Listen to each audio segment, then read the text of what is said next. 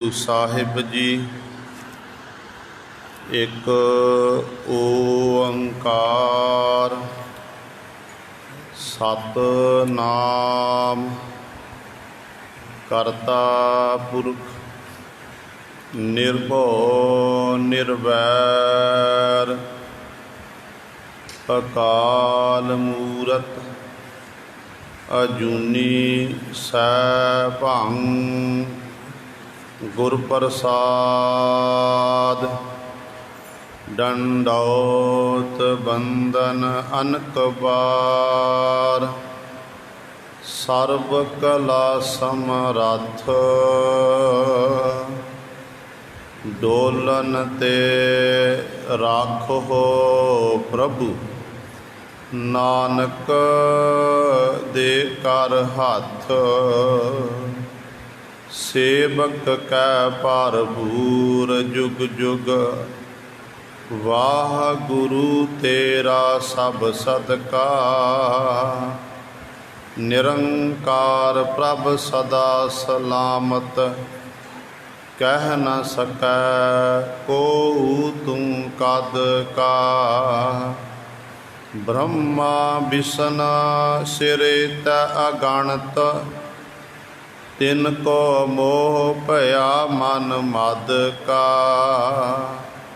84 lakh zone ਉਪਾਈ ਰਿਜਕ ਦੀਆ ਸਭ ਹੂੰ ਕੋ ਤਦ ਕਾ ਸੇਵਕ ਕੈ ਭਰਪੂਰ ਜੁਗ ਜੁਗ ਵਾਹਿਗੁਰੂ ਤੇਰਾ ਸਭ ਸਦਕਾ ਵਾਹੋ ਵਾਹੋ ਕਾ ਵੱਡਾ ਤਮਾਸਾ ਆਪੇ ਹਸੈ ਆਪ ਹੀ ਚਿਤਵੈ ਆਪੇ ਚੰਦ ਸੂਰ ਪਰਗਾਸਾ ਆਪੇ ਜਲ ਆਪੇ ਥਲ ਥੰਮਨ ਆਪੇ ਕੀਆ ਘਟ ਘਟ ਵਾਸਾ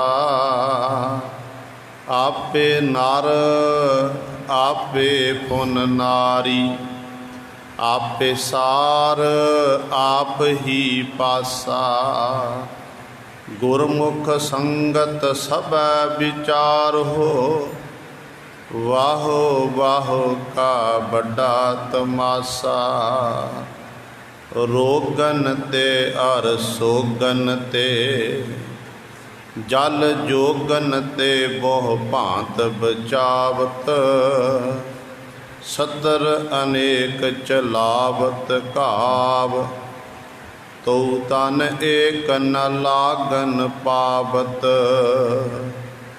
ਰਾਖਤ ਹੈ ਆਪਨੋ ਦੇ ਕਰਦੈ ਕਰ ਪਾਪ ਸਮੂਹ ਨ ਭੇਟਨ ਪਾਵਤ ਤੀਨੇ ਤਾਪ ਨਿਵਾਰਨ ਹਾਰਾ ਦੁਖ ਹੰਤਾ ਸੁਖ ਰਾਸ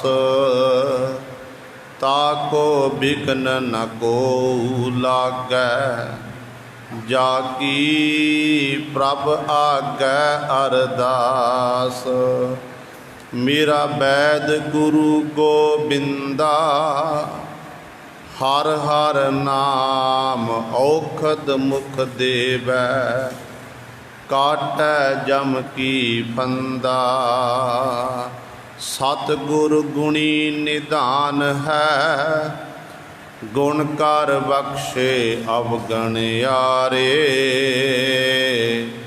ਸਤਿਗੁਰ ਪੂਰਾ ਵੈਦ ਹੈ ਪੰਜੇ ਰੋਗ ਅਸਾਧ ਨਿਵਾਰੇ ਸਤਿਗੁਰ ਪੂਰਾ ਵੈਦ ਹੈ ਪੰਜੇ ਰੋਗ ਅਸਾਧ ਨਿਵਾਰੇ ਹਮ ਅਵਗਣ ਭਰੇ ਏਕ ਗੁਣ ਨਾਹੀ ਅੰਮ੍ਰਿਤ ਛਾੜ ਬਿਕੈ ਬਿਕ ਮਾਇਆ ਮੋਹ ਪਰਮ ਪੈ ਭੂਲੇ ਸੁਤ ਦਾਰਾ ਸਿਉ ਪ੍ਰੀਤ ਲਗਾਈ ਇਕ ਉਤਮ ਪੰਥ ਸੁਨਿਓ ਗੁਰ ਸੰਗਤ तेह मिलंत जम त्रास ਇਕ ਅਰਦਾਸ ਪਾਠ ਕੀਰਤ ਕੀ, ਗੁਰ ਰਾਮਦਾਸ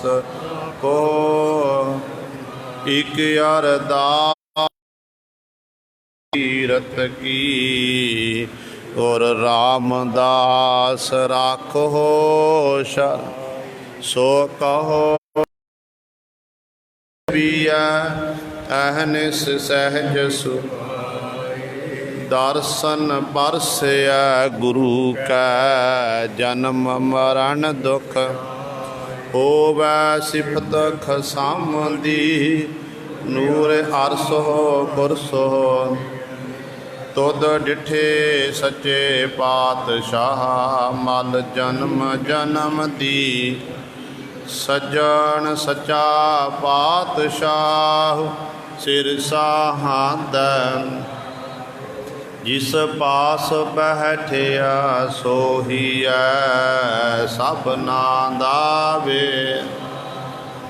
ਸਤਨਾਮ ਸ਼੍ਰੀ ਵਾਹਿਗੁਰੂ ਸਾਹਿਬ ਜੀ। ਟੋਡੀ ਮਹੱਲਾ ਪੰਜਵਾ। ਹਰ ਬਿਸਰਤ ਸਦਾ ਖੁਆਰੀ, ਤਾਕੋ ਧੋਖਾ ਕਹਾਂ ਵਿਆਪੈ। ਜਾਕੋ ਓਟ ਤੁਹਾਰੀ, ਹਰ ਬਿਸਰਤ ਸਦਾ ਖੁਆਰੀ। ਤਾਕੋ ਧੋਖਾ ਕਹਾਂ ਵਿਆਪੈ। ਜਾਕੋ ਓਟ ਤੁਹਾਰੀ। ਰਹਾਉ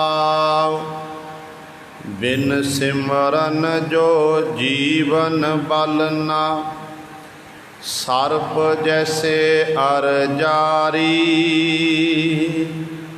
ਨਵ ਖੰਡਨ ਕੋ ਰਾਜ ਕਮਾਵੈ, ਅੰਤ ਚਲੈ ਗੋਹਾਰੀ।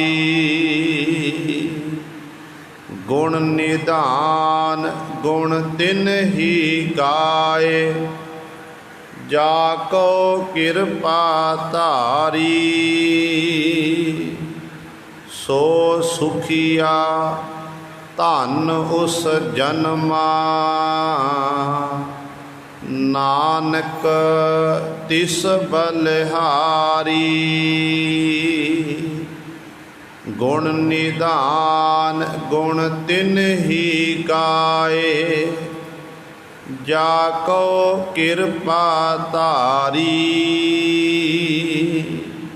ਸੋ ਸੁਖੀਆ ਧਨ ਉਸ ਜਨਮਾ, ਨਾਨਕ ਤਿਸ ਬਲਿਹਾਰੀ।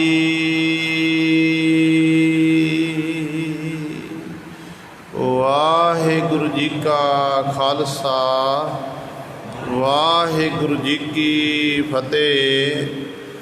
ਟੋਡੀ ਮਹੱਲਾ ਪੰਜਵਾ।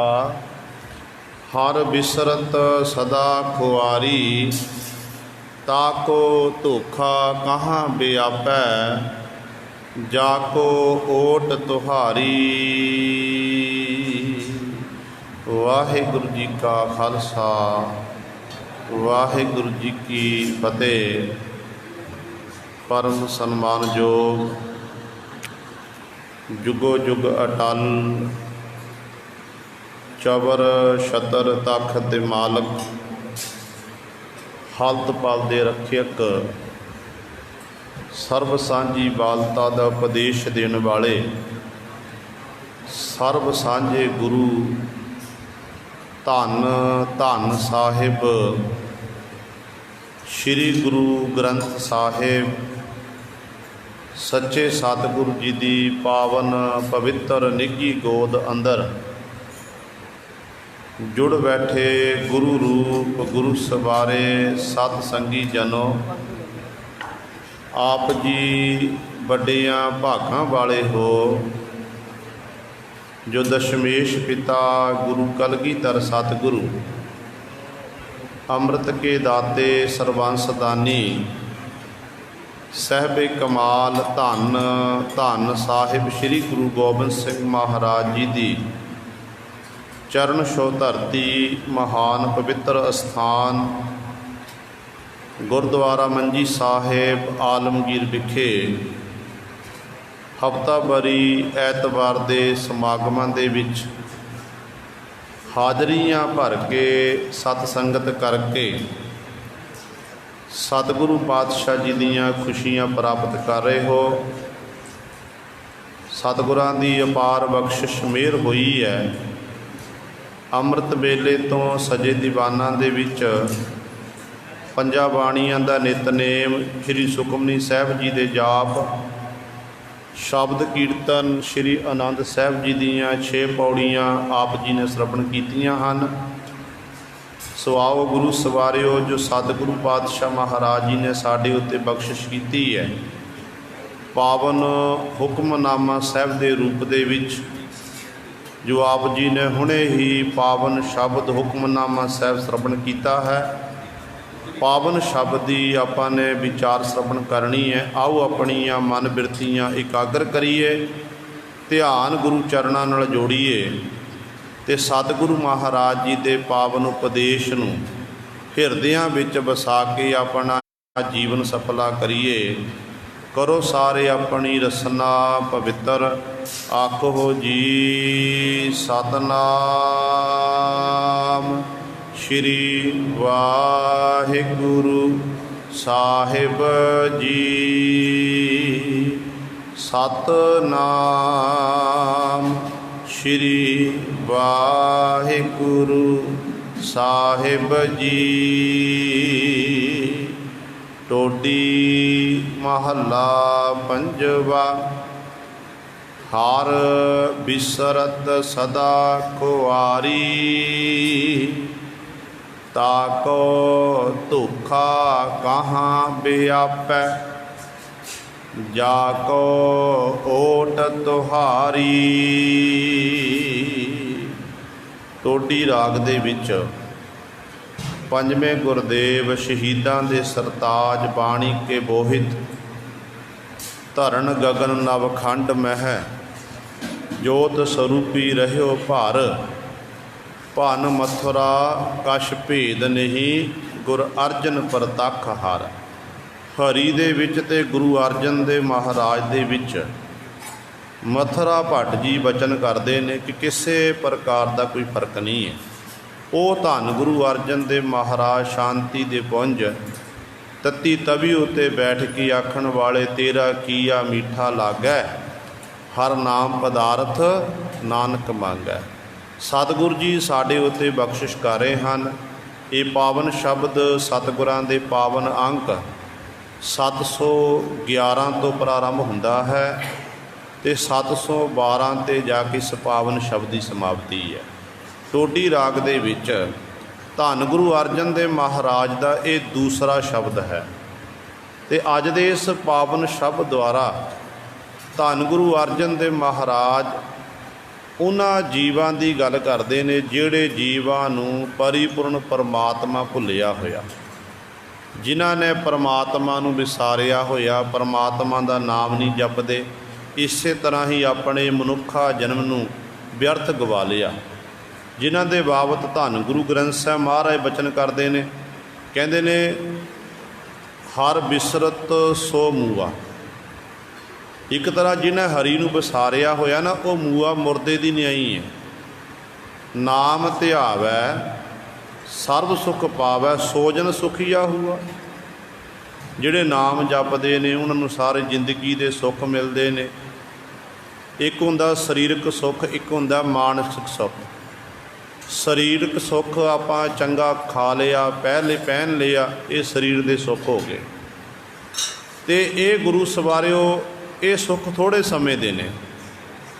एक हुंदा मान करके जीवन सुखी होना, चाहे उबलते देगे विच बैठे होण ते मन करके सुखी, चाहे गुरु सवारे भाई मती दास जी वांग आरा चलदा होवे पर मन करके सुखी, ਤੇ ਇਸ ਤਰ੍ਹਾਂ ਦੀ ਉਹਨਾਂ ਗੁਰਮੁਖਾਂ ਦੀ ਫਿਰ ਅਵਸਥਾ ਹੁੰਦੀ ਹੈ। ਤੇ ਇੱਥੇ ਸਤਿਗੁਰੂ ਜੀ ਉਹਨਾਂ ਜੀਵਾਂ ਦੀ ਗੱਲ ਕਰ ਜਿਨ੍ਹਾਂ ਨੂੰ ਪਰਮੇਸ਼ਰ ਭੁੱਲਿਆ ਹੋਇਆ, ਜਿਨ੍ਹਾਂ ਪਰਮੇਸ਼ਰ ਨੂੰ ਵਿਸਾਰਿਆ ਹੋਇਆ। ਆਪਾਂ ਸਤਿਗੁਰ ਦੇ ਬਚਨ ਪੜ੍ਹਦੇ ਨਾ, ਪਰਮੇਸ਼ਰ ਤੇ ਭੁੱਲਿਆ ਵਿਆਪਨ ਸਭੇ ਰੋਗ, ਬੇਮੁਖ ਹੋਏ ਰਾਮ ਤੇ ਲੱਗਨ ਜਨਮ ਵਿਯੋਗ, ਖਿਨ ਮਹਿ ਕੌੜੇ ਹੋਏ ਗਏ ਜਿਤੜੇ ਮਾਇਆ ਭੋਗ। ਇਸ ਕਰਕੇ ਨਾਮ ਜਪਣਾ ਜ਼ਰੂਰੀ ਹੈ। ਜਿਸ ਕਾਰਜ ਲਈ ਸਾਨੂੰ ਇਹ ਦਹੀਆਂ ਮਿਲੀਆਂ ਹੋਈਆਂ ਨੇ, ਇਹਨਾਂ ਦਹੀਆਂ ਦੇ ਰਾਹੀਂ ਅਸੀਂ ਉਸ ਮਾਲਕ ਵਾਹਿਗੁਰੂ ਦਾ ਸਿਮਰਨ ਕਰਨਾ ਹੈ। ਹਰ ਬਿਸਰਤ ਸਦਾ ਖੁਆਰੀ। ਸਤਿਗੁਰੂ ਜੀ ਵਚਨ ਕਰਦੇ ਨੇ ਕਿ ਜਦੋਂ ਹਰੀ ਨੂੰ ਵਿਸਾਰਦੀ, ਹਰੀ ਨੂੰ ਵਿਸਾਰਨ ਕਰਕੇ ਜੀਵ ਨੂੰ ਸਦੀਵੀ ਕਾਲ ਲਈ ਕਿਤੇ ਖੁਆਰ ਹੀ ਹੋਣਾ ਪੈਂਦਾ ਹੈ। ਉਹ ਵਾਰ-ਵਾਰ ਖੱਜਲ ਖੁਆਰ ਹੁੰਦਾ ਹੈ। ਕੁਦਰਤੀ ਤੌਰ 'ਤੇ ਇੱਕ ਦੇਖੋ, ਸਮੁੰਦਰ ਵਗ ਰਿਹਾ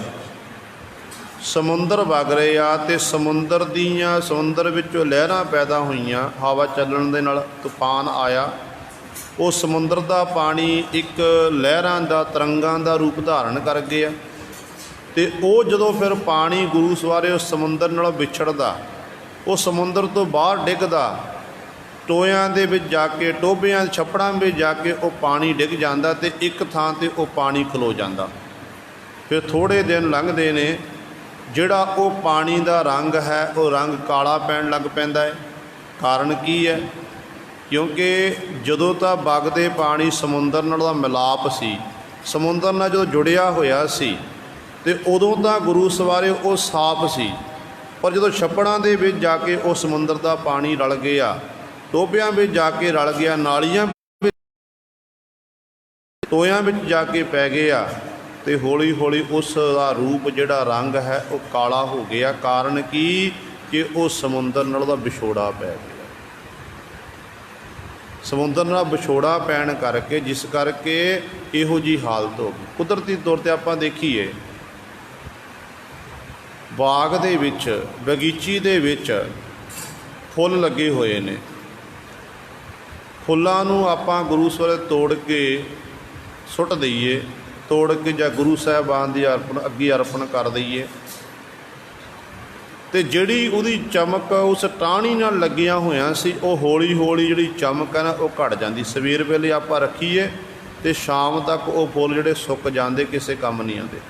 ਨਾ ਉਹਨਾਂ 'ਚ ਖੁਸ਼ਬੂ ਆਉਂਦੀ ਹੈ, ਨਾ ਉਹਨਾਂ ਦੀ ਗੁਰੂ ਸਰੇ ਉਹ ਜਿਹੜੇ ਪਹਿਲਾਂ ਖਿੜੇ ਹੋਏ ਸੀ, ਉਹ ਸਭ ਕੁਝ ਉਹਨਾਂ ਦਾ ਖਤਮ ਹੋ ਜਾਂਦਾ ਹੈ।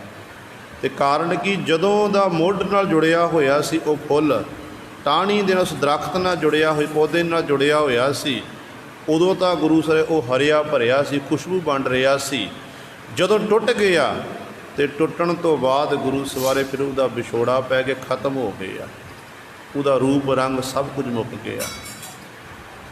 ਤਾਂ ਹੀ ਉਹ ਭਾਈ ਸਾਹਿਬ, ਭਾਈ ਵੀਰ ਸਿੰਘ ਜੀ ਨੇ ਬੜੀ ਸੁੰਦਰ ਕਵਿਤਾ ਲਿਖਾਂ ਕੀਤੀ ਹੈ।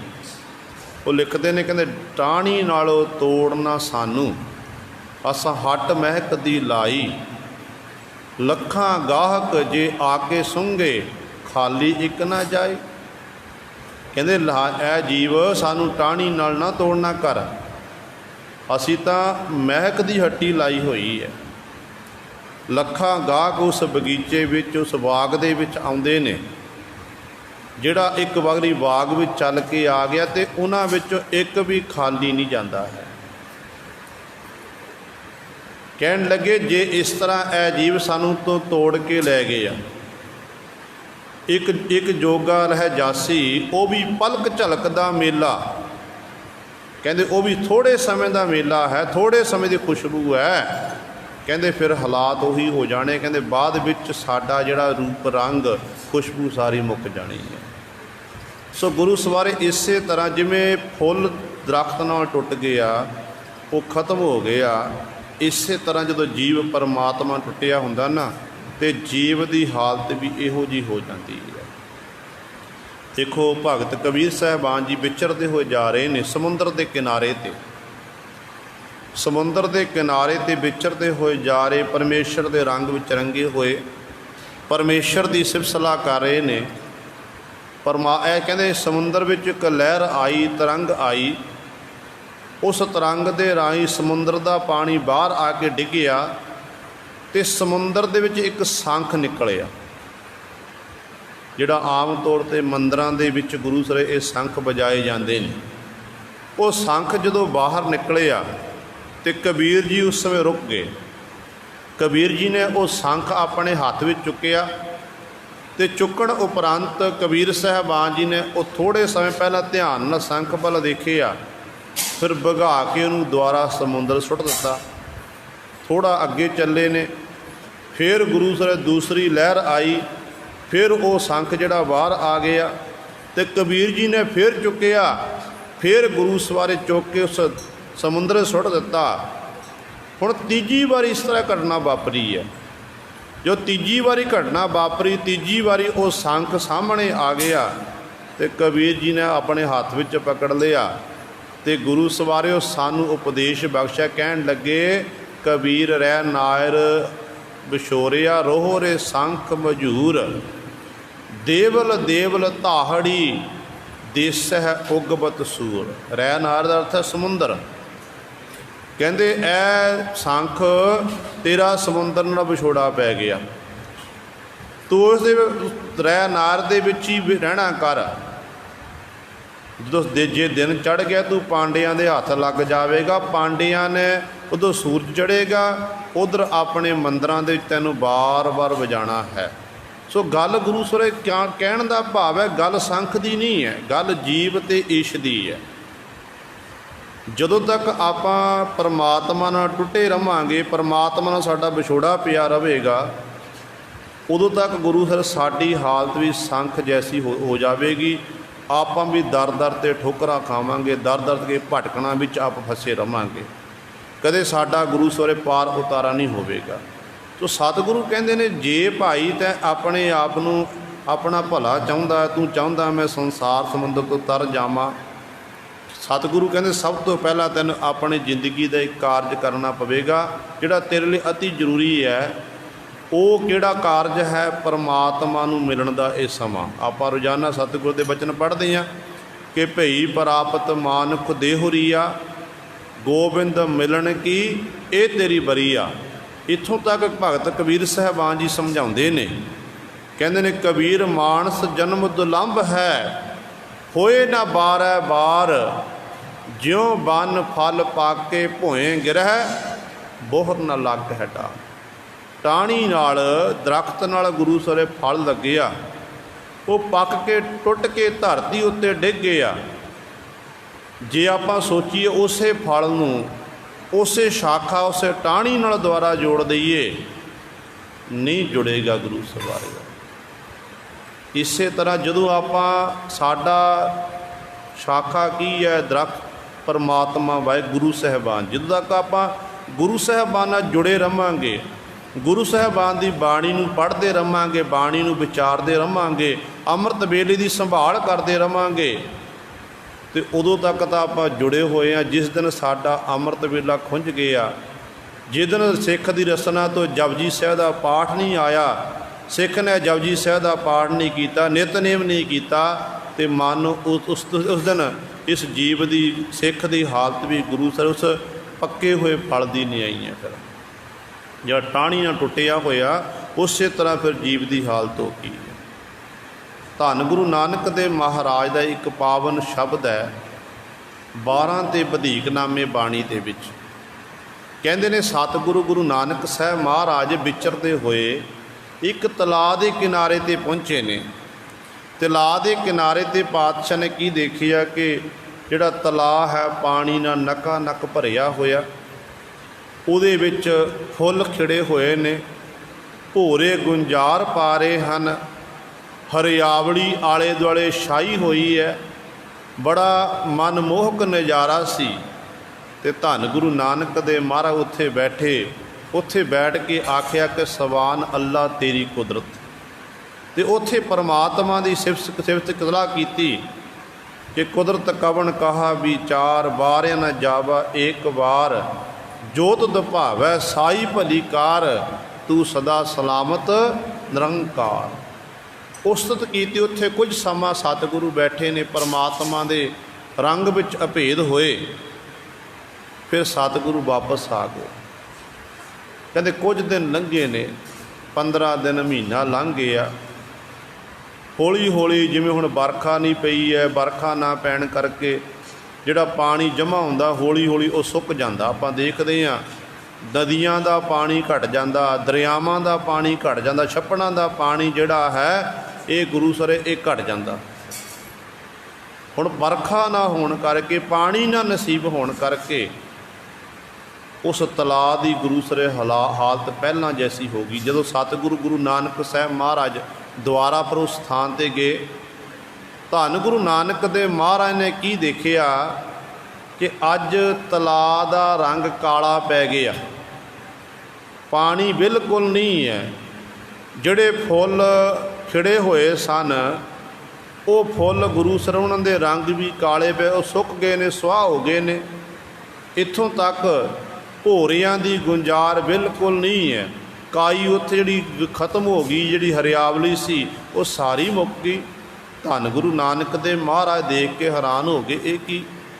ਫਿਰ ਸਤਿਗੁਰੂ ਪਾਤਸ਼ਾਹ ਮਹਾਰਾਜ ਨੇ ਪਾਵਨ ਸ਼ਬਦ ਉਚਾਰਨ ਕੀਤਾ ਕਿ ਪੱਬਰ ਤੂੰ ਹਰਿਆਵਲਾ, ਕਵਲਾ ਕੰਚਨ ਬੰਨ, ਕੈ ਦੋਖੜੇ ਸੜਿਓਹੇ, ਕਾਲੀ ਹੋਈਆ ਦੇਹਰੀ, ਨਾਨਕ ਮਨ ਤਨ ਭੰਗ। ਕਹਿਣ ਲੱਗੇ ਪੱਬਰ ਹੈ ਤਲਾ, ਤੂੰ ਤਾਂ ਬੜਾ ਹਰਿਆ ਭਰਿਆ ਸੀ, ਤੇਰੇ ਅੰਦਰ ਸੋਹਣੇ ਕਹਿੰਦੇ ਕੋਲ ਫੁੱਲ ਖਿੜੇ ਹੋਏ ਸਨ, ਭੋਰੇ ਗੁੰਜਾਰਾ ਪਾ ਰਹੇ ਸੀ। ਪਰ ਕੀ ਕਾਰਨ ਹੋਇਆ ਜਿਸ ਕਰਕੇ ਤੇਰੀ ਦਿਉਰੀ ਕਾਲੀ ਹੋ ਗਈ, ਤੇਰਾ ਰੰਗ ਕਾਲਾ ਪੈ ਗਿਆ, ਤੇਰਾ ਸਾਰਾ ਮਨ ਤਨ ਭੰਗ ਹੋ ਗਿਆ। ਤੇ ਅੱਗੋਂ ਗੁਰੂ ਸਵਾਰੇ ਫਿਰ ਤਲਾਅ ਨੂੰ ਜੋ ਸਤਿਗੁਰੂ ਸੰਬੋਧਨ ਕਰਕੇ ਬਚਨ ਕਰਦੇ ਨੇ, ਆਪ ਹੀ ਜਗਿਆਸੂ ਨੇ ਤੇ ਆਪ ਹੀ ਬਖਤੇ ਨੇ। ਤੇ ਪਾਤਸ਼ਾਹ ਕਹਿੰਦੇ ਨੇ ਜਾਣਾ ਪਾਣੀ ਨਾ ਲਹਾ, ਜੈ ਚੇਤੀ ਮੇਰਾ ਸੰਗ, ਜਿਤ ਡਿਠੈ ਤਨ ਪਰ ਫੜੈ, ਚੜ੍ਹੈ ਚਬੱਗਣ ਬੰਨ। ਧੰਨ ਗੁਰੂ ਨਾਨਕ ਦੇ ਮਹਾਰਾਜ ਕਹਿਣ ਲੱਗੇ, ਤਲਾਅ ਮਨ ਨੂੰ ਉੱਤਰ ਦੇ ਰਹੇ ਆ, ਕਹਿਣ ਲੱਗੇ ਜਾਣਾ ਪਾਣੀ ਨਾ ਲਹਾ, ਮੇਰੀ ਖੁਰਾਕ ਹੈ ਪਾਣੀ। ਜੇ ਮੈਨੂੰ ਪਾਣੀ ਮਿਲਦਾ ਤੇ ਪਾਣੀ ਨੂੰ ਪ੍ਰਾਪਤ ਕਰਕੇ ਮੈਂ ਹਰਿਆ ਭਰਿਆ ਹੋਣਾ ਸੀ, ਤੇ ਮੇਰੀ ਖੁਰਾਕ ਮੈਨੂੰ ਪਾਣੀ ਨਹੀਂ ਮਿਲਿਆ, ਜਿਸ ਕਰਕੇ ਜਿਸ ਪਾਣੀ ਨੂੰ ਦੇਖ ਚੜ੍ਹੈ ਚਬੱਗਣ ਬੰਨ, ਮੇਰੇ ਅੰਦਰ ਚਾਅ ਚੌਗੁਣਾ ਚਾਅ ਪੈਦਾ ਹੁੰਦਾ ਸੀ। ਕਹਿੰਦੇ ਅੱਜ ਮੈਨੂੰ ਪਾਣੀ ਨਸੀਬ ਨਹੀਂ ਹੋਇਆ, ਜਿਸ ਕਰਕੇ ਮੇਰੀ ਹਾਲਤ ਇਹੋ ਜਿਹੀ ਹੋ ਗਈ, ਮੇਰੀ ਦਿਉਰੀ ਕਾਲੀ ਹੋ ਗਈ, ਮੇਰਾ ਰੰਗ ਕਾਲਾ ਹੋ ਗਿਆ, ਭੋਰੀਆਂ ਦੀਆਂ ਗੁੰਜਾਰਾਂ ਪੈਣੀਆਂ ਹਟ ਗਈਆਂ। ਇੱਥੋਂ ਤੱਕ ਇਹ ਜਿਹੜੇ ਫੁੱਲ ਖਿੜੇ ਹੋਏ ਸਾਰੇ ਇਹ ਮੁਰਝਾ ਖਤਮ ਹੋ ਗਏ ਨੇ। ਤੇ ਸੱਚ ਜਾਣ ਗੱਲ ਤਲਾਅ ਦੀ ਨਹੀਂ, ਗੱਲ ਸਿੱਖ ਤੇ ਗੁਰੂ ਦੀ ਹੈ, ਪਰਮੇਸ਼ਰ ਤੇ ਪਰਮੇਸ਼ਰ ਦੇ ਪਿਆਰੇ ਦੀ ਹੈ। ਜਿਵੇਂ ਤਲਾਅ ਨੂੰ ਪਾਣੀ ਨਹੀਂ ਮਿਲਿਆ, ਤਲਾਅ ਦੀ ਹਾਲਤ ਦਿਉਰੀ ਕਾਲੀ ਹੋ ਗਈ, ਉਹ ਸੁੱਕ ਗਿਆ। ਸੱਚ ਜਾਣਿਓ, ਜਦੋਂ ਗੁਰਸਿੱਖ ਨੂੰ ਬਾਣੀ ਨਾ ਨਸੀਬ ਹੋਵੇ, ਗੁਰਸਿੱਖ ਬਾਣੀ ਨਾ ਪੜ੍ਹੇ, ਗੁਰਸਿੱਖ ਅੰਮ੍ਰਿਤ ਵੇਲੇ ਨਾ ਜਾਗੇ, ਗੁਰਸਿੱਖ ਸਿਮਰਨ ਨਾ ਕਰੇ, ਤੇ ਸੱਚ ਜਾਣਿਓ ਅੰਧ ਬੇਸ਼ੱਕ ਬਾਹਰੋਂ ਚਿੱਟਾ ਮਨਾਰਾ ਹੋਵੇ, ਸੁੰਦਰ ਸਰੂਪ ਹੋਵੇ, ਨੈਣ ਨਕਸ਼ ਵਧੀਆ ਹੋਣ, ਪਰ ਅੰਦਰੋਂ ਗੁਰੂ ਸਵਾਰੇ ਉਸ ਗੁਰਸਿੱਖ ਦੀ, ਉਸ ਮਨੁੱਖ ਦੀ ਹਾਲਤ ਉਸ ਤਲਾਅ ਜੈਸੀ ਹੋਵੇਗੀ। ਇਹ ਸੱਚ ਹੈ, ਕਿਉਂਕਿ ਸਤਿਗੁਰ ਦੀ ਬਾਣੀ ਨੂੰ ਪੜ੍ਹ ਕੇ ਸਾਡੇ ਅੰਦਰ ਅੰਮਿਓ ਚੱਲੇ ਝਰਨੇ, ਨਾਮ ਅੰਮ੍ਰਿਤ ਦੇ ਝਰਨ। ਜਿਵੇਂ ਪ੍ਰਤੱਖ ਤੌਰ 'ਤੇ ਤਲਾਅ ਨੂੰ ਪਾਣੀ ਮਿਲਿਆ, ਉਹ ਹਰਿਆ ਭਰਿਆ ਹੁੰਦਾ ਹੈ, ਤੇ ਸਾਨੂੰ ਬਾਣੀ ਪੜ੍ਹ ਕੇ ਸਾਡੇ ਅੰਦਰ ਨਾਮ ਅੰਮ੍ਰਿਤ ਦੇ ਸੋਮੇ ਚੱਲ ਪੈਂਦੇ ਨੇ, ਜਿਹਦੇ ਰਾਹੀਂ ਸਾਡਾ ਫਿਰ ਅੰਦਰ ਜਿਹੜਾ ਖਿੜ ਜਾਂਦਾ ਹੈ। ਤੇ ਗੁਰੂ ਜਦੋਂ ਜਿਹੋ ਜੀ ਅੰਦਰ ਗੁਰੂ ਸਰ ਵਿਚਾਰ ਹੁੰਦੀ ਨਾ, ਉਹ ਫਿਰ ਫੁੱਟ ਕੇ ਬਾਹਰ ਆਉਂਦੀ ਹੈ ਕੁਦਰਤੀ ਤੌਰ 'ਤੇ। ਨਾਮ ਰਸੀਆਂ ਗੁਰਮੁਖਾਂ ਦੀ ਸੰਗਤ ਕਰਕੇ ਵੇਖੋ, ਤੁਹਾਨੂੰ ਪਤਾ ਲੱਗ ਜਾਵੇਗਾ। ਜਦੋਂ ਗੁਰਮੁਖਾਂ ਦੀ ਸੰਗਤ ਵਿੱਚ ਬੈਠਾਂਗੇ, ਗੁਰਮੁਖਾਂ ਦੀ ਸੰਗਤ ਵਿੱਚ ਬੈਠ ਕੇ ਗੁਰੂ ਦੇ ਗੁਣਾਂ ਦੀ ਮਹਿਕ ਆਵੇਗੀ। ਤੇ ਕਈ ਐਸੇ ਵੀ ਹਨ ਜਿਨ੍ਹਾਂ ਨੇ ਗੁਰੂ ਕਾ ਲਿਬਾਸ ਪਹਿਨਿਆ ਹੋਇਆ ਤੇ ਆਪਣੇ ਆਪ ਨੂੰ ਸਿੱਖ ਕਹਾਉਂਦੇ ਨੇ, ਪਰ ਉਹਨਾਂ ਕੋਲ ਬੈਠ ਕੇ ਦੇਖੋ, ਉਹਨਾਂ ਪਾਸੋਂ ਗੁਰੀ ਉਹ ਮਹਿਕ ਨਹੀਂ ਸਾਨੂੰ ਨਸੀਬ ਹੋਵੇ। ਕਾਰਨ ਕੀ ਹੈ? ਬਾਣਾ ਤਾਂ ਪਹਿਨ ਲਿਆ, ਪਰ ਬਾਣੀ ਦੇ ਧਾਰਨੀ ਨਹੀਂ ਬਣੇ। ਜਦੋਂ ਤੱਕ ਆਪਾਂ ਬਾਣਾ ਪਹਿਨ ਕੇ ਬਾਣੀ ਦੇ ਧਾਰਨੀ ਨਹੀਂ ਬਣਦੇ, ਬਾਣੀ ਨੂੰ ਪੜ੍ਹਦੇ ਨਹੀਂ, ਬਾਣੀ ਨੂੰ ਵਿਚਾਰਦੇ ਨਹੀਂ, ਤੇ ਉਦੋਂ ਤੱਕ ਗੁਰੂ ਸਰ ਸਾਡਾ ਜੀਵਨ ਸਫਲਾ ਨਹੀਂ ਹੋਵੇਗਾ। ਦੇਖੋ, ਜਦੋਂ ਗੁਰੂ ਕਲਗੀਧਰ ਪਾਤਸ਼ਾਹ ਮਹਾਰਾਜ ਨੇ ਸਾਡੇ ਉੱਤੇ ਬਖਸ਼ਿਸ਼ ਕੀਤੀ, ਸਾਨੂੰ ਸਤਿਗੁਰੂ ਜੀ ਨੇ ਖੰਡੇ ਬਾਟੇ ਦੀ ਦਾਤ ਦੇਣਾ ਕੀਤੀ, 5 ਪਿਆਰਿਆਂ ਨੂੰ ਨਿਵਾਜਣਾ ਕੀਤਾ, ਉਹਨਾਂ ਪਾਸੋਂ ਪਾਤਸ਼ਾਹ ਨੇ ਆਪ ਛਕਿਆ। ਫਿਰ ਸਾਰੀ ਸੰਗਤ ਨੂੰ, ਸਾਰੇ ਖਾਲਸੇ ਪੰਥ ਨੂੰ ਸੰਬੋਧਨ ਕਰਕੇ ਪਾਤਸ਼ਾਹ ਨੇ ਰਹਿਤਨਾਮਿਆਂ ਵਿੱਚ ਬਚਨ ਕੀਤੇ ਸੀ ਕਿ ਰਹਿਣੀ ਰਹਿ ਸੋਈ ਸਿੱਖ ਮੇਰਾ, ਉਹ ਸਾਹਿਬ ਮੈਂ ਉਸ ਕਾ ਚੇਰਾ। ਜਿਹੜਾ ਕਹਿੰਦੇ ਆਪਣੀ ਰਹਿਤ ਵਿੱਚ ਪਰਪੱਕ ਹੈ, ਉਹ ਮੇਰਾ ਸਾਹਿਬ ਹੈ, ਮੈਂ ਉਹਦਾ ਚੇਲਾ। ਕਿੰਨਾ ਮਾਣ ਸਨਮਾਨ ਸਤਿਗੁਰੂ ਦੇ ਰਹੇ ਨੇ। ਪਰ ਸਤਿਗੁਰੂ ਨੇ ਨਾਲ ਇਹ ਵੀ ਆਖ ਦਿੱਤਾ, ਜਿਹੜੇ ਆਪਣੇ ਆਪ ਨੂੰ ਅਸੀਂ ਸਿੱਖ ਹਾਂ ਪਰ ਗੁਰੂ ਦੇ ਬਚਨਾਂ ਉੱਤੇ ਪਹਿਰਾ ਨਹੀਂ ਦੇ ਰਹੇ, ਬਾਣੀ ਨਹੀਂ ਪੜ੍ਹਦੇ, ਸਿਮਰਨ ਨਹੀਂ ਕਰ ਰਹੇ ਹਨ, ਉਹਨਾਂ ਨੂੰ ਸਤਿਗੁਰੂ ਕਹਿੰਦੇ ਨੇ ਕਿ ਭਾਈ ਰਹਿਤ ਬਿਨਾ ਨਾ ਸਿੱਖ ਕਹਾਵੈ, ਰਹਿਤ ਬਿਨਾ ਦਰ ਚੋਟਾਂ ਖਾਵੈ, ਰਹਿਤ ਬਿਨਾ ਸੁ ਕਬੂ ਨਾ ਲੇਹੇ, ਤਾਂ ਤੇ ਰਹਿਤ ਸੁਦ੍ਰਿੜ ਕਰਕੇ। ਰਹਿਤ ਤੋਂ ਬਿਨਾ ਸਿੱਖ ਨਹੀਂ ਹੈ। ਇਸ ਕਰਕੇ ਗੁਰੂ ਸਵਰੇ ਇਹ ਜ਼ਰੂਰੀ ਹੈ। ਖੰਡੇ ਬਾਟੇ ਦਾ ਆਪਾਂ ਅੰਮ੍ਰਿਤ ਛਕਿਆ ਏ, ਅਤੇ ਘੱਟੋ ਘੱਟ ਆਪਾਂ 5 ਬਾਣੀਆਂ ਦਾ ਨਿਤਨੇਮ ਅੰਮ੍ਰਿਤ ਵੇਲੇ ਜ਼ਰੂਰ ਕਰਿਆ ਕਰੀਏ। ਘੱਟੋ ਘੱਟ ਹੈ 5 ਬਾਣੀਆਂ ਅੰਮ੍ਰਿਤ ਵੇਲੇ, ਸ਼ਾਮ ਨੂੰ ਸੋਧਰ, ਸੌਣ ਲੱਗੇ ਸੋਹਲਾ ਸਾਹਿਬ, ਇਹ 7 ਬਾਣੀਆਂ ਗਿਣਤੀ ਬਣਦੀ ਹੈ। ਬਾਕੀ ਤੁਸੀਂ ਮੂਲ ਮੰਤਰ ਕਰੋ, ਗੁਰ ਮੰਤਰ ਕਰੋ, ਸੁਖਨੀ ਸਾਹਿਬ ਦਾ ਪਾਠ ਕਰੋ, ਆਸਾ ਜੀ ਦੀ ਵਾਰ ਪੜ੍ਹੋ, ਸਹਿਜ ਪਾਠ ਕਰੋ, ਮੁਬਾਰਕ ਹੈ। ਪਰ ਨਿੱਤ ਦਾ ਨਿਯਮ ਆਪਾਂ ਜ਼ਰੂਰ ਨਿਭਾਉਣਾ। ਕਈ ਮੈਂ ਇਹੋ ਜਿਹੇ ਗੁਰਮੁਖ ਪਿਆਰੇ ਦੇਖੇ ਜਿਹੜੇ ਬਾਣੀ ਬੜੀ ਪੜ੍ਹਦੇ ਨੇ, ਬੜੀ ਬਖਸ਼ਿਸ਼ ਹੈ, ਪਰ ਆਪਣਾ ਨਿੱਤ ਦਾ ਨਿਯਮ ਨਹੀਂ ਨਿਭਾਉਂਦੇ। ਕਿਉਂਕਿ ਸਤਿਗੁਰੂ ਜੀ ਨੇ ਹੁਕਮ ਕੀਤਾ ਕਿ 5 ਬਾਣੀਆਂ ਦਾ ਨਿਤਨੇਮ ਸਿੱਖ ਨੇ ਕਰਨਾ ਹੀ ਹੈ। ਉਹ ਕੀ ਕਰਦੇ ਨੇ? ਜਪਜੀ ਸਾਹਿਬ ਦਾ ਪਾਠ ਕੀਤਾ, ਫਿਰ ਸੁਖਨੀ ਸਾਹਿਬ, ਆਸਾ ਦੀ ਵਾਰ, ਹੋਰ ਬਾਣੀਆਂ ਪੜ੍ਹ ਲਈਆਂ। ਨਹੀਂ, ਬਾਣੀ ਮੁਬਾਰਕ ਹੈ, ਜਿੰਨੀ ਤੁਸੀਂ ਪੜ੍ਹੋਗੇ ਤੁਹਾਨੂੰ ਮੁਬਾਰਕ, ਪਰ ਨਿੱਤ ਦਾ ਨਿਯਮ, ਨਿਤਨੇਮ ਆਪਾਂ ਜ਼ਰੂਰ ਕਰਨਾ ਗੁਰੂ ਸਵਾਰੇ। ਜਿਸ ਦਿਨ ਸਾਡੇ ਨਿਤਨੇਮ ਵਿੱਚ ਢਿੱਲਾਪਣ ਆ ਗਿਆ ਤੇ ਮਾਨੋ ਸਾਡੀ ਜ਼ਿੰਦਗੀ ਉਸ ਤਰ੍ਹਾਂ ਢਿੱਲੇਪਣੇ ਚਲੇ ਜਾਵੇਗੀ। ਇਸ ਕਰਕੇ ਇਹ ਜ਼ਰੂਰੀ ਹੈ ਬਾਣੀ ਆਪ ਪੜ੍ਹੀ, ਆਪਣੇ ਬੱਚਿਆਂ ਨੂੰ ਪੜ੍ਹਾਈਏ, ਫਿਰ ਗੁਰੂ ਫਿਰ ਆਪਾਂ ਗੁਰੂ ਦੇ ਲੜ ਲੱਗਾਂਗੇ, ਗੁਰੂ ਸਾਹਿਬਾਨ ਦੀ ਸਾਨੂੰ ਖੁਸ਼ੀਆਂ ਪ੍ਰਾਪਤ ਹੋਣਗੀਆਂ। ਪਰ ਸਤਿਗੁਰੂ ਇੱਥੇ ਉਹਨਾਂ ਮਨੁੱਖਾਂ ਦੀ ਗੱਲ ਕਰਦੇ ਨੇ ਜਿਹੜੇ ਗੁਰੂ ਸਵਾਰੇ ਪਰਮਾਤਮਾ ਨੂੰ ਟੁੱਟੇ ਹੋਏ ਨੇ, ਜਿਨ੍ਹਾਂ ਨੇ ਪਰਮਾਤਮਾ ਦੇ ਨਾਮ ਨੂੰ ਵਿਸਾਰਿਆ। ਇੱਕ ਬੇਨਤੀ ਹੋਰ, ਆਮ ਤੌਰ 'ਤੇ ਇਹ ਗੱਲ ਸੁਣੀ ਜਾਂਦੀ ਹੈ ਕਿ ਅਸੀਂ ਬਾਣੀ ਪੜ੍ਹਦੇ ਹਾਂ ਅਤੇ ਬਾਣੀ ਪੜ੍ਹਦੇ ਹਾਂ ਸਾਡਾ ਮਨ ਨਹੀਂ ਲੱਗਦਾ। ਇਹ ਸਾਡੇ ਸਾਰਿਆਂ ਦੇ ਸਵਾਲ ਨੇ। ਬਾਣੀ ਪੜ੍ਹਦੇ ਜ਼ਰੂਰ ਆ, ਬਾਣੀ ਪੜ੍ਹਦੇ ਹਾਂ ਸਾਡਾ ਮਨ ਨਹੀਂ ਲੱਗਦਾ। ਅਤੇ ਕਈ ਐਸੇ ਨੇ ਬਾਣੀ ਪੜ੍ਹਨੀ ਛੱਡ ਦਿੰਦੇ ਨੇ।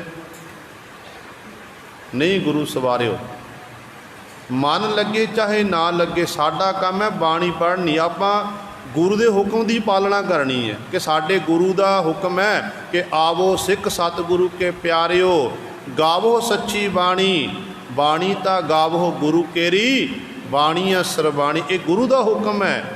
ਗੁਰੂ ਨੇ ਸਾਨੂੰ ਆਖਿਆ ਕਿ ਗੁਰਬਾਣੀ ਦਾ ਗੈਣ ਕਰਨਾ, ਗੁਰਬਾਣੀ ਪੜ੍ਹਨੀ ਹੈ। ਮਨ ਲੱਗੇ ਚਾਹੇ ਨਾ ਲੱਗੇ, ਜੇ ਬਾਣੀ ਪੜ੍ਹਨੀ ਆਪਾਂ ਨਿਰੰਤਰ ਆਪਾਂ ਜਾਰੀ ਰੱਖਾਂਗੇ, ਇੱਕ ਦਿਨ ਸਮਾਂ ਐਸਾ ਵੀ ਆਵੇਗਾ ਕਿ ਗੁਰੂ ਸਾਹਿਬਾਨ ਸਾਡਾ ਮਨ ਕੇਂਦਰਿਤ ਕਰ ਦੇਣਗੇ। ਅਤੇ ਕਈ ਹਟ ਜਾਂਦੇ ਨੇ, ਹਟਣਾ ਨਹੀਂ ਗੁਰੂ ਸਵਾਰਿਓ, ਕਿਉਂਕਿ ਬਾਣੀ ਸੱਚ ਹੈ।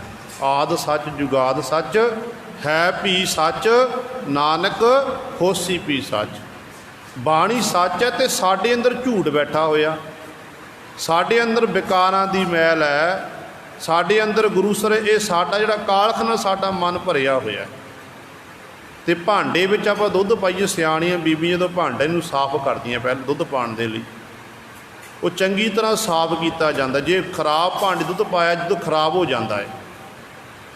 ਜਦੋਂ ਬਾਣੀ ਪੜ੍ਹਦੇ ਹਾਂ ਸਾਡੇ ਮਨਾਂ ਵਿੱਚ ਵਿਚਾਰ ਆਉਂਦੇ ਨੇ, ਅਤੇ ਉਦੋਂ ਘਬਰਾਉਣਾ ਨਹੀਂ, ਇਹ ਸੋਚਣਾ ਕਿ ਸਾਡੇ ਅੰਦਰ ਜਿਹੜੇ ਵਿਕਾਰਾਂ ਦੀ ਮੈਲ ਇਕੱਤਰ ਹੋਈ ਹੈ, ਜਨਮਾਂ ਜਨਮਾਂਤਰਾਂ ਦੀ ਮੈਲ ਹੈ, ਅਤੇ ਬਾਣੀ ਸਾਡੇ ਅੰਦਰ ਸਮਾ ਰਹੀ ਹੈ। ਇਹ ਵਿਚਾਰਾਂ ਰਾਹੀਂ ਸਾਡੇ ਅੰਦਰੋਂ ਬਾਹਰ ਨਿਕਲਦੀ ਜਾ ਰਹੀ ਹੈ।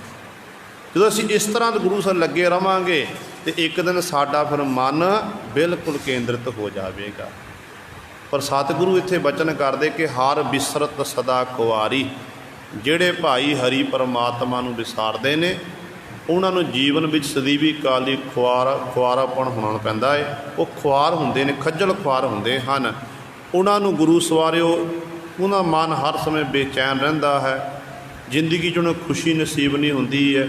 ਹਰ ਸਮੇਂ ਉਹ ਭਟਕਣਾਂ ਦੇ ਵਿੱਚ ਹੀ ਰਹਿੰਦੇ ਹਨ। ਪਰ ਸਤਿਗੁਰੂ ਨਾਲ ਹੀ ਬਚਨ ਕਰਦੇ ਹਨ ਕਿ ਤਾਕੋ ਧੋਖਾ ਕਹਾਂ ਬਿਆਪੈ, ਜਾ ਕੋ ਓਟ ਤੁਹਾਰੀ। ਤਾਂ ਕੋ ਧੋਖਾ ਕਹਾਂ ਵਿਆਪੈ। ਹੇ ਵਾਹਿਗੁਰੂ, ਹੇ ਹਰੀ ਜੀ, ਉਹਨਾਂ ਜੀਵਾਂ ਨੂੰ ਧੋਖਾ ਕਿਵੇਂ ਵਿਆਪ ਸਕਦਾ ਹੈ? ਜਿਹੜੇ ਜੀਵ ਜਿਨ੍ਹਾਂ ਨੂੰ ਤੁਹਾਡੀ ਓਟ ਹੈ, ਜਿਨ੍ਹਾਂ ਨੇ ਤੁਹਾਡਾ ਆਸਰਾ ਲਿਆ ਹੋਇਆ ਹੈ, ਜਿਨ੍ਹਾਂ ਨੇ ਇਸ ਤਰ੍ਹਾਂ ਆਖਦਾ ਕਿਸੇ ਹੀ ਕੋਈ ਮੰਝ ਨਿਮਾਣੀ ਇੱਕ ਤੂੰ, ਕਿਸੇ ਨੂੰ ਕਿਸੇ ਦਾ ਸਹਾਰਾ, ਕਿਸੇ ਨੂੰ ਕਿਸੇ ਦਾ ਸਹਾਰਾ। ਤੇ ਗੁਰੂ ਸਵਾਰਿਓ, ਜਿਹੜੇ ਨਿਮਾਣੀ ਜਿੰਦ ਨੂੰ ਮੈਨੂੰ ਮਾਲਕ ਤੇਰਾ ਹੀ ਆਸਰਾ ਹੈ। ਕਿਉਂਕਿ ਪਰਮਾਤਮਾ ਉੱਤੇ ਭਰੋਸਾ ਕਰਨਾ, ਪਰਮਾਤਮਾ ਉੱਤੇ ਵਿਸ਼ਵਾਸ ਕਰਨਾ। ਵਿਸ਼ਵਾਸ ਕਿਹੋ ਜਿਹਾ ਹੋਣਾ ਚਾਹੀਦਾ? ਕਹਿੰਦੇ ਨੇ ਇੱਕ ਨਗਰ ਦੇ ਵਿੱਚ ਕਈ ਮਹੀਨੇ ਲੰਘ ਗਏ, ਵਰਖਾ ਨਹੀਂ ਹੋਈ, ਕਾਲ ਪੈ ਗਿਆ। ਤੇ ਨਗਰ ਦੇ ਲੋਕ ਸਾਰੇ ਇਕੱਠੇ ਹੋਏ, ਕਹਿਣ ਲੱਗੇ ਚਲੋ ਆਪਾਂ ਇਕੱਠੇ ਹੋ ਕੇ ਪਰਮਾਤਮਾ ਦੇ ਚਰਨਾਂ 'ਚ ਅਰਦਾਸ ਬੇਨਤੀ ਕਰਦੇ, ਇੱਕ ਥਾਂ 'ਤੇ ਬੈਠ ਕੇ ਬੰਦਗੀ ਕਰਦੇ ਹਾਂ। ਬੰਦਗੀ ਕਰਨ ਤੋਂ ਉਪਰੰਤ ਆਪਾਂ ਅਰਦਾਸ ਬੇਨਤੀ ਕਰਾਂਗੇ। ਸਾਰੇ ਨਗਰ ਦੇ ਲੋਕ ਤਿਆਰ ਹੋ ਗਏ ਨੇ। ਕਹਿੰਦੇ ਇੱਕ ਛੋਟਾ ਜਿਹਾ ਬੱਚਾ ਜਿਹਦੀ 10-12 ਸਾਲ ਦੀ ਉਮਰ ਹੈ, ਉਹਨੇ ਆਪਣੇ ਹੱਥ ਵਿੱਚ ਛਤਰੀ ਪਕੜ ਲਈ। ਜੇ ਛਤਰੀ ਪਕੜੀ ਹੈ ਤੇ ਸਾਰੇ ਨਗਰ ਦੇ ਲੋਕ ਕਹਿਣ ਲੱਗੇ ਤੂੰ ਛਤਰੀ ਚੁੱਕੀ ਫਿਰਦਾ ਏ, ਵਰਖਾ ਪਹਿਲਾਂ ਨਹੀਂ ਹੋ ਰਹੀ ਹੈ। ਉਹ ਬੱਚਾ ਕਹਿਣ ਲੱਗਿਆ ਕਿ ਬਜ਼ੁਰਗੋ ਅਸੀਂ ਜਾ ਕਿੱਥੇ ਰਹੇ ਹਾਂ? ਕਹਿਣ ਲੱਗੇ ਅਰਦਾਸ ਕਰਨ। ਕਹਿਣ ਲੱਗੇ ਅਰਦਾਸ ਕਰਨ ਜਾ ਰਹੇ, ਤੁਹਾਨੂੰ ਵਿਸ਼ਵਾਸ ਨਹੀਂ। ਤੁਸੀਂ ਅਰਦਾਸ ਵਿੱਚ ਆਖਣਾ ਕਿ ਪ੍ਰਮਾਤਮਾ ਕਿਰਪਾ ਕਰੋ ਮੀਂਹ ਪਾ ਦਿਓ ਜੇ ਸਾਡੀ ਫਸਲ ਹਰੀ ਭਰੀ ਹੋ ਜਾਵੇ, ਪਰ ਤੁਹਾਨੂੰ ਵਿਸ਼ਵਾਸ ਨਹੀਂ। ਮੈਨੂੰ ਵਿਸ਼ਵਾਸ ਹੈ ਕਿ ਪ੍ਰਮਾਤਮਾ ਦੇ ਚਰਨਾਂ 'ਚ ਅਰਦਾਸ ਕਰਾਂਗੇ, ਵਰਖਾ ਜ਼ਰੂਰ ਹੋਵੇਗੀ। ਅਤੇ ਮੈਂ ਛਤਰੀ ਤੋਂ ਛਤਰੀ ਇਸ ਕਰਕੇ ਲਈ ਤਾਂ ਕਿ ਮੈਂ ਵਰਖਾ ਵਿੱਚ ਭਿੱਜ ਨਾ ਜਾਵਾਂ। ਇਹ ਹੈ ਵਿਸ਼ਵਾਸ। ਜੋ ਸਾਡੇ ਅੰਦਰ ਇਹੋ ਜਿਹਾ ਦ੍ਰਿੜ ਵਿਸ਼ਵਾਸ ਹੋ ਗਿਆ ਅਤੇ ਫਿਰ ਗੁਰੂ ਨੇ ਗੁਰੂ ਸਾਰੇ ਬਖਸ਼ਾਂ ਕਰਨੀਆਂ ਹਨ। ਪਰ ਸਤਿਗੁਰੂ ਇੱਥੇ ਬਚਨ ਕਰਦੇ ਨੇ ਕਿ ਉਹਨਾਂ ਨੂੰ ਕਿਸੇ ਪ੍ਰਕਾਰ ਦਾ ਧੋਖਾ ਨਹੀਂ ਵਿਆਪ ਸਕਦਾ ਹੈ। ਜਾ ਕੋ ਓਟ ਤੁਹਾਰੀ। ਹੇ ਵਾਹਿਗੁਰੂ, ਜਿਨ੍ਹਾਂ ਨੂੰ ਤੁਹਾਡੀ ਓਟ ਹੈ, ਰਹਾਉ ਬਿਨ ਸਿਮਰਨ ਜੋ ਜੀਵਨ ਬਲਨਾ, ਸਰਪ ਜੈਸੇ ਅਰ ਜਾਰੀ।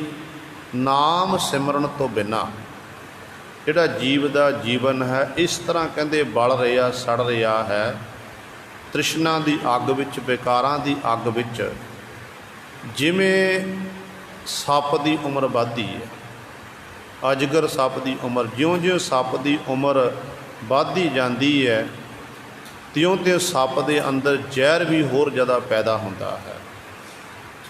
ਅਤੇ ਉਸ ਜ਼ਹਿਰ ਤੋਂ ਮੁਕਤ ਹੋਣ ਲਈ ਸੱਪ ਬੜੀ ਕੋਸ਼ਿਸ਼ ਕਰਦਾ ਅਤੇ ਸੱਪ ਦੁਖੀ ਹੁੰਦਾ। ਅਤੇ ਸਤਿਗੁਰੂ ਕਹਿੰਦੇ ਭਾਵੇਂ ਤੇਰੀ 100 ਸਾਲ ਦੀ ਉਮਰ ਹੋ ਜਾਵੇ, ਤੂੰ 150 ਸਾਲ ਦਾ ਹੋ ਜਾਵੇ, ਐਨੀ ਲੰਮੀ ਤੇਰੀ ਉਮਰ ਹੋਵੇ, ਪਰ ਜੇ ਤੇਰੇ ਕੋਲ ਪਰਮਾਤਮਾ ਦਾ ਨਾਮ ਨਹੀਂ ਹੈ, ਤੇਰੀ ਹਾਲਤ ਵੀ ਉਸ ਅਜਗਰ ਸੱਪ ਦੀ ਨਹੀਂ ਹੋਵੇਗੀ। ਤੂੰ ਵੀ ਇਸ ਤਰ੍ਹਾਂ ਤੇਰੇ ਅੰਦਰ ਵਿਸ਼ੇ ਵਿਕਾਰਾਂ ਦਾ ਜ਼ਹਿਰ ਦਿਨੋਂ ਦਿਨ ਵੱਧਦਾ ਜਾਵੇਗਾ। ਆਪਾਂ ਸਤਿਗੁਰ ਦੇ ਬਚਨ ਪੜ੍ਹਦੇ ਹਾਂ ਨਾ ਜੈ ਤਤਸਰੀ ਰਾਗ ਦੇ ਵਿੱਚ ਕਿ ਬਸੰਤ ਸਵਰਗ ਲੋਕ ਹੈ, ਜਿਤ ਤੇ ਪ੍ਰਿਥਵੀ ਨਭ ਖੰਡਨ ਹੈ, ਬਿਸਰੰਤ ਹਰ ਗੋਪਾਲ ਹੈ, ਨਾਨਕ ਤੇ ਪ੍ਰਾਣੀ ਉਦਿਆਨ ਭਰਮਣ ਹੈ।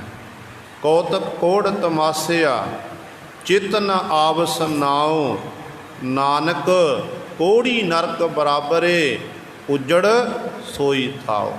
ਪਰ ਪੌੜੀ ਵਿੱਚ ਪਾਤਸ਼ਾਹ ਬਚਨ ਕਰਦੇ ਨੇ ਕਿ ਮਹਾ ਭਿਆਨ ਉਦਿਆਨ ਨਗਰ ਕਰ ਮਾਨਿਆ, ਝੂਠ ਸਮਗਰੀ ਪੇਖ ਸੱਚ ਕਰ ਜਾਣਿਆ, ਕਾਮ ਕ੍ਰੋਧ ਅਹੰਕਾਰ ਫਿਰ ਹੈ ਦੇ ਬਾਨਿਆ, ਸਿਰ ਲੱਗਾ ਜਮ ਡੰਡ ਤਾਂ ਪਛਤਾਨਿਆ, ਬਿਨ ਪੂਰੇ ਗੁਰਦੇਵ ਫਿਰੈ ਸੈਤਾਨਿਆ। ਪੂਰਨ ਗੁਰਦੇਵ ਤੋਂ ਬਿਨਾਂ ਕਹਿੰਦੇ ਜੀਵ शैतानां दी न्याई। हुण आपां अपने मनां वल झातियां मार ली, ये मैं नहीं कह रहा, धन गुरु ग्रंथ साहिब महाराज कह रहे ने। पंजवें गुर दे महाराज दा फरमान है कि गुरु तो बिना जीव शैतानां दी न्याई है। इस करके गुरु वाले बनना जरूरी है। समा है देखो किहो जिहा भयानक समा चलिया, अजोका समा इहो जिहा चल पिया। पहला अपने इस स्थान की आपां गल कर लईए, हर हफ्तावारी समागमां दे विच खंडे बाटे दा अमृत तैयार हुंदा सी, हुण अमृत संचार बंद है। जदों सतगुरु किरपा करनगे ये बीमारी दूर होवेगी, उदों फिर खंडे बाटे का अमृत तैयार होवेगा। अज आपां पंज प्यारे लभीए कि पंज प्यारे कितों मिल जाण, सानू खंडे बाटे का अमृत छका देण, तो कितों गुरु सन नसीब नहीं, सानू कितों पंज प्यारे नहीं मिलने। ये सच है। इस करके समय नूं आपां अजाई ना जाण दईए, गुरु वाले बणीए, फिर सतगुरु दी साडे उत्ते खुशियां प्राप्त होणगीਆਂ। तो सतगुरु जी इत्थे बचन करदे ने, नाम सिमरन तो बिना जिहड़ा जीवन है, कहते सर्प जैसे अरजारी, जिवें अजगर सप की उम्र वधदी है, ज्यों ज्यों उम्र वधदी है तो जहर वधदा जांदा उहदे अंदर, इस तरह उस मनुख की हालत भी इहो जी हो जाती है। विषय विकारां रूपी जहर उस जीव के हिरदे अंदर वधदा जांदा है। नव खंडन को राज कमावै, अंत चलै गोहारी। नव खंडन, नौ खंड पृथ्वी धरती, कहते नौ खंडन तिपारी पृथ्वी का चक्रवर्ती राजा बन जावे, इन्ना राज भाग भोगदा होवे। कहते पर सच जाणियो परमात्मा दे नाम तो बिना अंत चलै गोहारी, अंत वेले कहते दोनों हाथ खाली लैके संसार तो जाना पवेगा। आप रोजाना पढ़ते हैं, साड़ी नितनेम दी बाणियां ने कि जीत फिरै सब देश दिसान को, बाजत ढोल मृदंग निगारे, गुंजत गूढ़ गजान के सुंदर, हिंसत ही है राज हजारे। भूत भविख भवान के भूपत, कौन गणै नहीं जात विचारे। श्रीपत श्री भगवान भजे बिन, अंत को अंत के धाम सिधारे। अंत चलै गोहारी, इस तरह परमात्मा के नाम तो बिना अंत वेले जीव ने हार के संसार तो जाना है। गुण निधान गुण तिन ही गाए, जाको किरपा धारी। गुणा दे निधान खजाना परमेश्वर का नाम जो है, गुणा दे निधान खजाने परमेश्वर के नाम नूं गुण उही जीव गाउंदे ने जिन्हां उत्ते उस मालक की किरपा हुंदी है, और जिन्हां उत्ते मालक की बख्शिश हुंदी, रहमत हुंदी है, वो गुरु सरे प्रभु परमात्मा के गुण गाउंदे ने। इस करके सतगुर के चरणों च बेनती करया करो कि प्रभ कीजै कृपा निधान, हम हर गुण गावहेंगे, हो तुमरी करहो नित आस, प्रभ मोहे कब गल लावहेंगे। इस करके सतगुरु कृपा करते ने, जाको कृपा धारी, जिहदे उत्ते वो मालिक कृपा करदा, मेहर करदा है, उही उस मालिक प्रभु के गुणां दा फिर गहन करते हैं। सो सुखिया धन उस जन्मा, नानक तिस बलिहारी। गुरु साहिबान जी बख्शिश करते हैं, कहते वो जी फिर सुखी है जिहड़ा नाम जपदा, बंदगी करदा, प्रभु के गुण गाउंदा। उहदा जन्म मनुखा जन्म धन है, उन्हें अपने मनुखा जन्म सफला कर लिया। ते नानक तिस बलिहारी, नानक गुरु जी उच्चारण करते हैं, कहते मैं ऐसे गुरमुख तो रब दे प्यारे तो मैं बलिहार हाँ, सदके जांदा हाँ, जिहड़ा सास ग्रास द्वारा उस परिपूर्ण परमात्मा का नाम जपदा है, बंदगी करता है। ये गुरु सवारे सतगुरु जी ने साडे उत्ते बख्शिश की है। दास तो बोलदिया तो एक नहीं अनेकां गलतियां हो गईयां होणगीਆਂ। संगत अते सतगुरु बख्शण योग हन। भुल चुक की खिमा करनी जी। आओ दो पंक्तियां पढ़ के फतेह बुलाइए। गुण निधान गुण तिन ही गाए, जाको कृपा धारी। सो सुखिया धन उस जन्मा, नानक तिस बलिहारी। वाहिगुरु जी का खालसा, वाहिगुरु जी की फतेह।